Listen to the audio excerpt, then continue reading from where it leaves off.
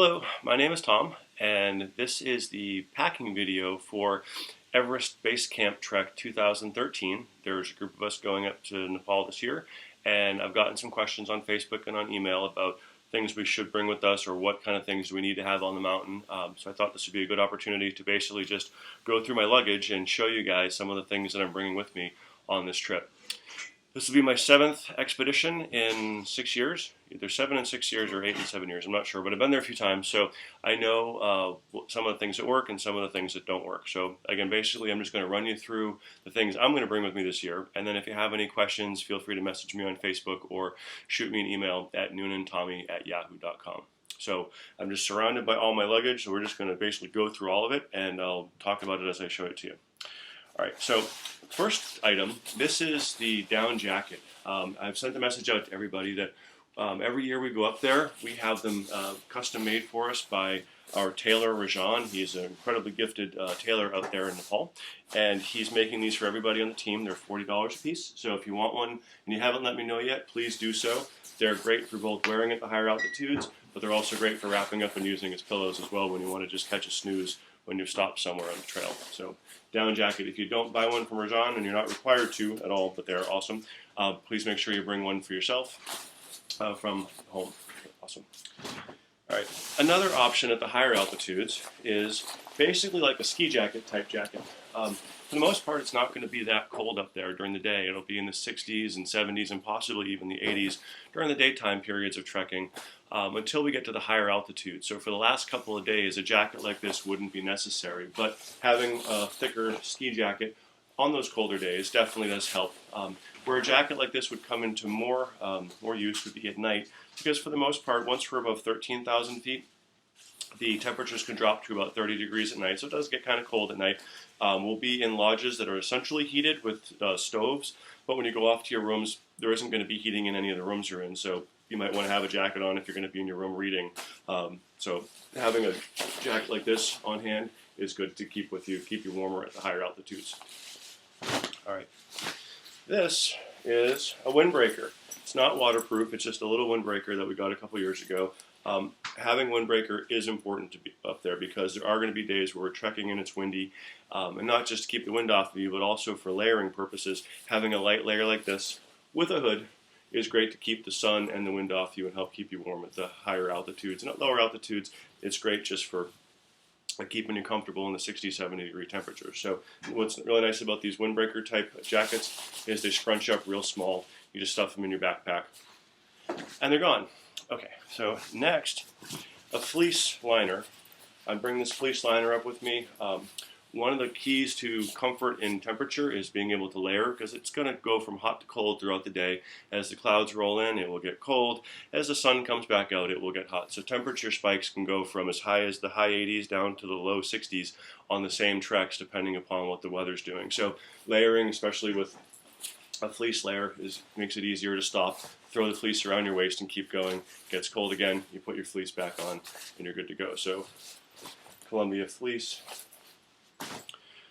All right, next order of business, backpacks. Okay, this is a small backpack. This is typically about the size of what you would want to bring with you. You can have a backpack, the big multi-liter ones, they're like 30, 40 liters. They've got the hip bands on them, chest straps. The rule of thumb with the backpack, though, is the larger the pack, the more stuff you're going to put in it. So the larger the pack, the more things you put in, the heavier it's going to be. And at lower altitudes, not so big of a deal, but as you get higher, the difference between having 25 pounds versus, say, 15 pounds actually makes a big difference. So I'm going to bring 2 backpacks because I get 2 jobs up there. I'm doing the Everest Skydive group and the Everest Trekking group. So when I'm doing just my trekking, this will be the backpack that I have. When I'm doing the skydiving stuff, I have a different backpack. But for your first-time trekkers, it doesn't matter what size it is, except to say that the bigger it is, the more stuff you put in it, the heavier it gets. So you want to try to limit the bag to as small as possible for your trekking and keep all of your stuff that you don't need on the daily basis in your big bag, which we're going to get to next. So if that's the little bag, what comes next? The big bag.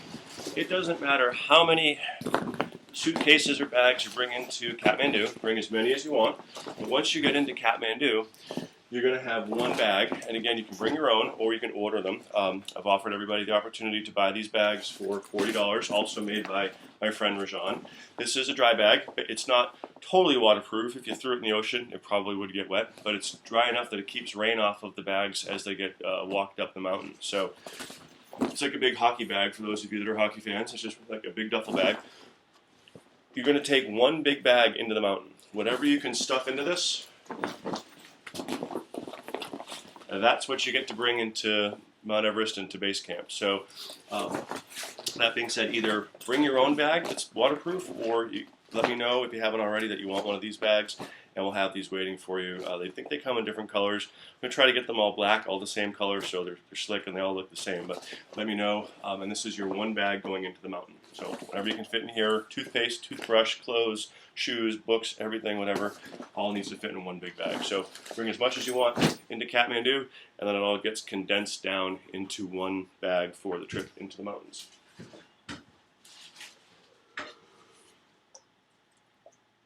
Okay, so what's next?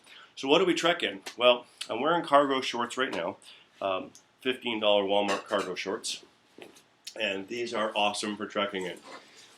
They're cheap, they're easy to wash, easy to clean, and you're going to get dirty up there. So I just pick up a couple of pairs of these and stick them in my backpack or my big wet bag, dry bag there, and I'm good to go.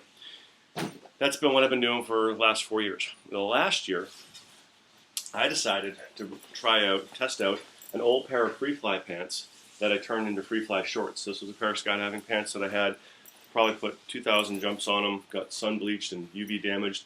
I cut off the bottoms of them, turned them into shorts. This is what I'm going to wear again this year. It's got like a light fabric material to it, but it's also, I think it's not Kadura, it's some kind of parapack or something, but it's a rugged material. So when we're sitting down on rocks and on ledges and stuff like that, this is great to wash too. You throw them in the sink, wash them out, hang them to dry, and they're good. So I'll probably spend most of my week trekking in these shorts, although I will have a couple of those $15 pairs of cargo pants or cargo shorts from Walmart with me as well. That reminds me, speaking of Walmart, as you go to get the equipment for this trip, whether you shop at Walmart or whether you shop at the high-end trekking stores, either one is fine. It really depends on how much money you want to spend on your equipment. First year I went out there, I think I spent close to $600 to $700 on all the microfiber Patagonia materials, the best of the best, Columbia, stuff like that. And then a couple years in, I started going to Walmart, buying the same microfiber stuff for like $3 and $5 a pair, and I really can't tell the difference. So I kind of have a hodgepodge of stuff now. Some of it's high-end, some of it's not so high-end, but don't feel compelled to have to spend top dollar on all this stuff because we're only going to be out there for 2 weeks. It's not as treacherous as like actually summiting Mount Everest. So it's not going to be like in the freezing cold for a week. It might be uncomfortable for a night, but it'll be warm the next day. So that being said, where was I with stuff?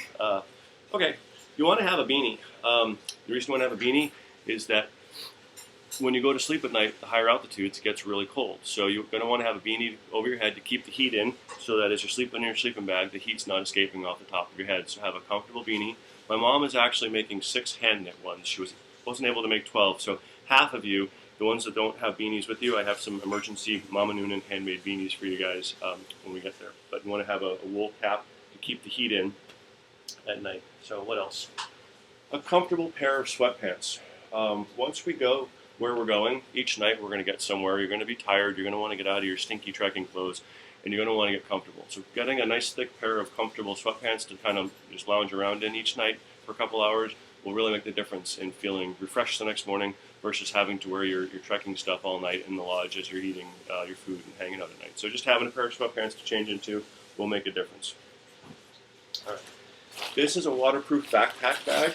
I got it 6 years ago for my backpack.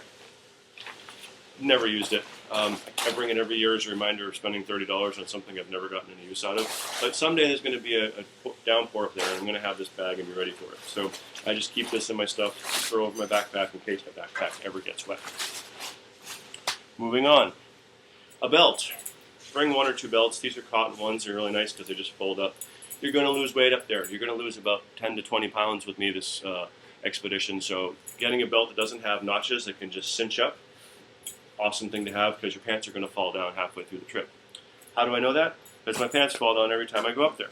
All right, kidding. No, I lose weight, so that's why I have the belt. But I want to show you where they go. I have them here somewhere. So, hold that thought.